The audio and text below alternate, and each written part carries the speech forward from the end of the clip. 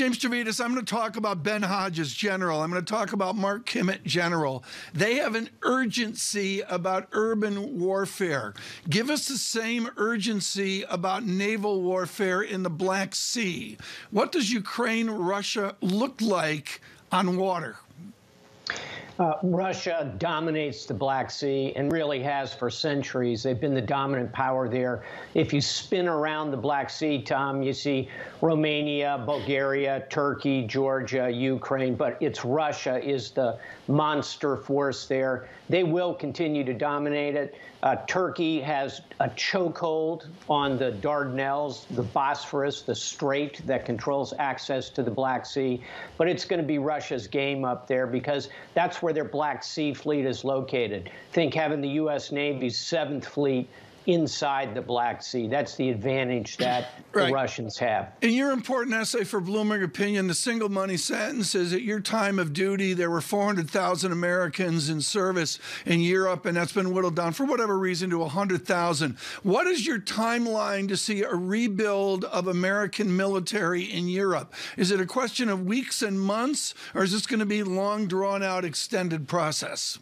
Depends on Vladimir Putin, and so far he is certainly giving us plenty of reason to think we are going to increase our troop levels in Europe. I don't think we're going back to 400,000 the way we were during the Cold War, but look for the U.S. presence to go from around 50,000 to perhaps 70,000 permanently based forward if Putin continues. And more importantly, Tom, you're seeing the Germans and others increasing their defense spending extremely quickly. All of that will move troops to the borders of NATO. The NATO alliance will keep Russia out. When you say the borders of NATO, Admiral, are you talking about Poland, most importantly?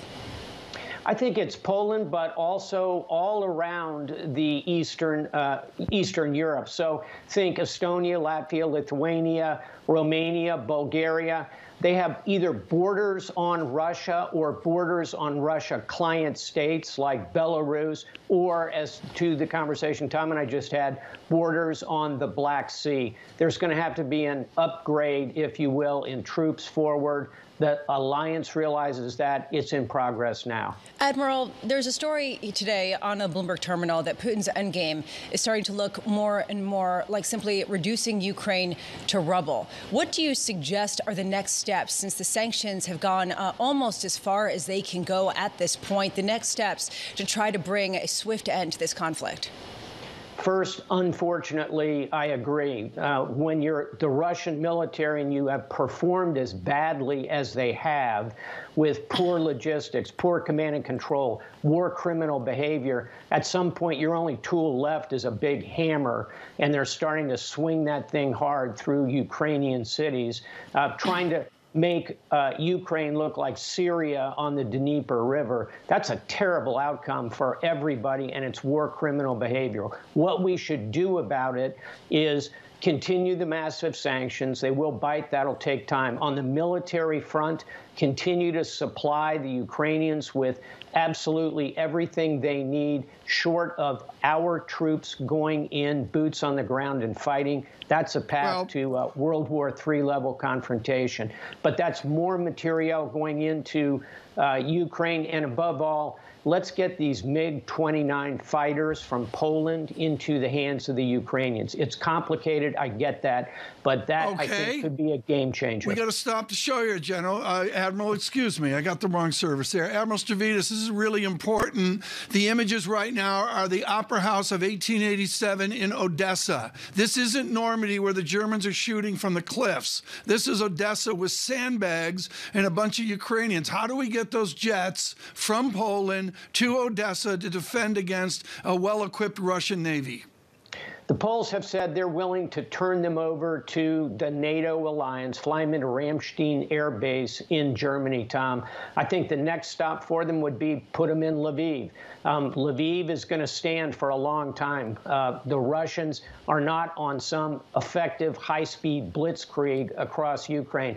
Put them in Lviv, build your defense from there, turn them over to the Ukrainians, let the Ukrainians do what they want to do. Let them create a Ukrainian no-fly zone. What does that do to NATO and NATO being independent? I mean, if we go into Western Ukraine and Lviv, that's fine. But the zeitgeist this morning is this is hugely problematic for the NATO you're experienced with. The answer, Tom, is turn them over to the Ukrainians. Do not operate them with NATO pilots. When they are turned over to the Ukrainians, they become Ukrainian jets operating out of Ukrainian bases in Western Ukraine. NATO can correctly say it is not a belligerent in the combat. Is it somewhat risky? Absolutely. But at this point, go back to those images you were showing a minute ago about 2 million refugees. We're going to have to take some risk to solve this problem. Meanwhile, on the Russian side, Admiral, how much are they running out of the fuel, and I mean this in every meaning of the word, to continue with this battle? And I'm talking about this with parts that are getting stalled out as some of these sanctions bite that they need to repair their planes. I'm talking about the fact that we have not seen the full air power of the Russian army despite Vladimir Putin's resolution. All of the logistic failures are coming home to roost. Russia does not have the kind of 21st century military that NATO does, that the United States has.